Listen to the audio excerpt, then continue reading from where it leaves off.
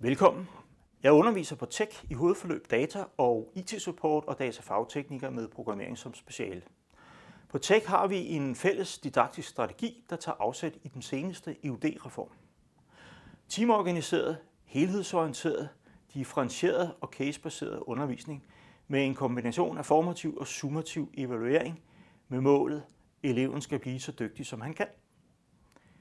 Uddannelsesbekendtgørelsen lister specifikke faglige mål, men også samarbejdskompetencen er en vigtig del.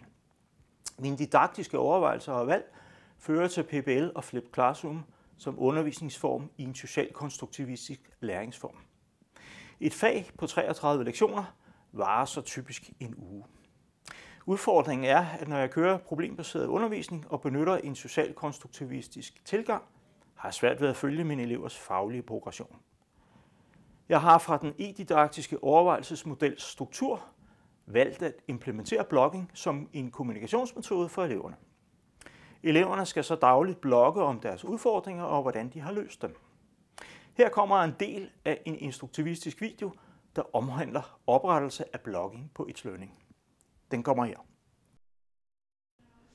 Vi skal oprette en blogfunktion. Det gør vi ved at gå ind på It's Learning. Når du logger på med Unilogin her, så kommer du direkte ind til din konto. For at oprette en blog, der skal du gå ind i opsætning af din e-portfolio. Og inde i e-portfolio her, der skal du gøre det muligt inde i indstillinger og tilladelser for hvem der kan få adgang til din blog. Og det vil sige, heroppe skal du klikke af, at du vil have en blog. Og hernede skal du tage stilling til, hvem der får adgang til din blog. Og her har jeg valgt, at hele internettet skal have adgang, men jeg har valgt at passwordbeskytte det.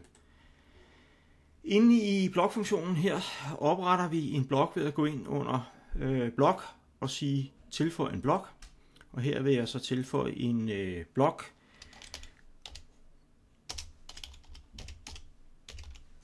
Det hedder webtermometer i det her tilfælde. Og nu kan jeg i det her tilfælde her tilføje forskellige elementer. Det kunne fx være tirsdag. I dag vil jeg bare dokumentere, at jeg har lavet et eller andet på min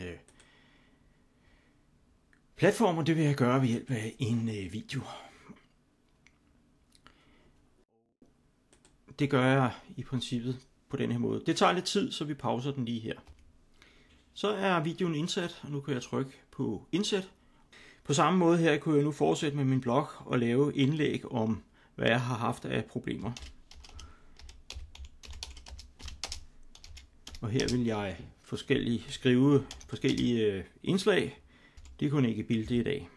Nu er jeg i princippet klar, og jeg vil trykke på udgive. Nu har jeg altså lavet min blogfunktion.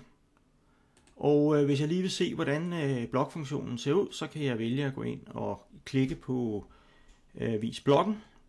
Og i den her sammenhæng her kan jeg nu starte videoen. For eksempel her, jeg kan se, at der er hul igennem. Her har vi en opstilling, jeg har lavet med. Og det kører som forventet. Og nede i bunden her har jeg nu muligheden for at tilføje nogle kommentarer. Det er altså det, der i bund og grund er ideen i blogfunktionen her, at vi får en kommunikation omkring, hvilke ting har I oplevet af problemer, og hvordan har I løst dem. Så her skal du skrive, hvad dine problemstillinger har været, og jeg kan svare på dem. Og jeg kan også gå ind og stille nogle yderligere forslag til, hvordan du kan komme i mål med opgaven. Og det er altså den måde, at vi kan kommunikere på. Det vil jeg nu kunne slå op her.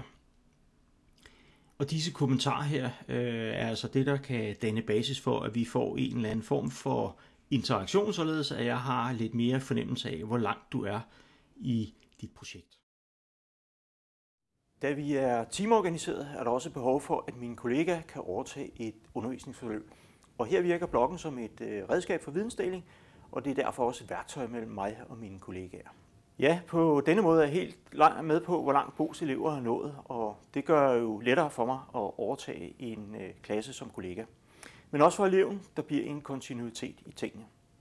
Vi håber med denne video at have givet en indsigt i vores praksis med blog i et PBL-casebaseret undervisningsforløb.